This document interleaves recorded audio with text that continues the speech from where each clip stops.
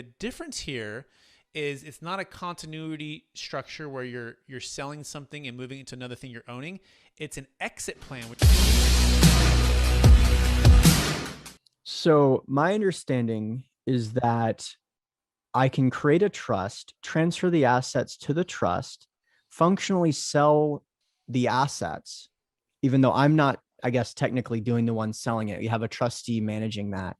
As long as you don't receive the gains personally, you can keep the assets in the trust. First of all, is that a fair summary? Maybe some of the nuances there. Exactly. Okay. You actually nailed it on the head, but let me just do some clarifying pieces in between there, right? So what you're doing is you're lending the funds to the trust, and so we're actually doing a cryptocurrency deal right now. The Okay. gentleman bought Ethereum for 100,000. It's worth about 12 million. We're gonna take the first 5 million, and he's gonna transfer it from his Kraken account to the newly formed trust account. But he's not going to exchange it. He's not going to have that other account pay him anything. In fact, it's going to be just a direct transfer, kind of like if you were to transfer funds to a qualified intermediary if you're doing a 1031 exchange. Kind of like that. Kind of like if you were to put funds into an IRA. Kind of like if you put funds into a 401k. The difference here is it's not a continuity structure where you're selling something and moving it to another thing you're owning.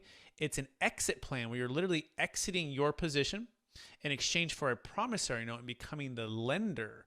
So in this scenario, he'll be owed back the 5 million plus a rate of return, but he hasn't received any of the 5 million, right? So therefore it's in a deferral state, kind of like an IRA, kind of like a 401k, kind of like a 1031. Okay. I actually did not know that. So that makes sense. So basically you're transferring the assets to the trust, but the more appropriate way to say that is that you're lending the assets to the trust. Is that fair? Exactly. Okay. And the trust can pay you back. And when you do receive those payments, you are going to be taxed at capital, or I guess income level at that point. Or tax deferral, not tax avoidance, right? This is very important. This is why the IRS looks at this. It's IRC 453 based upon 90-year-old tax law, which is an installment sale. So you're saying, look, IRS, I owe tax liability on that $5 million, right? Let's say in this scenario, it's 2. I know I owe that to you. And the government says, yes, thank you, Hunter, for showing that you owe that to us. But as you receive payments, if it's interest payments, you'll pay ordinary income tax on those interest of the 5 million. Right. If you dip into principal, you'll pay capital gains tax. But here's the kicker: that 2 million that you owe the government, it's at a 0 interest rate. So the question is, when would you like to pay 0% interest back to the government? The answer is, I'll answer for you, never, right? You want to keep that in a deferral state. Now, you eventually will pay it, and you'll pay the ordinary income tax. So it's not like we're never going to pay tax. It's just like a 401k or 1031 or an IRA. When do you pay tax on that? Well, when do you start receiving payments? Well, when do you start receiving payments? And this is the key. When does it work for you? A lot of our clients will delay for a couple of years, especially if their income's high.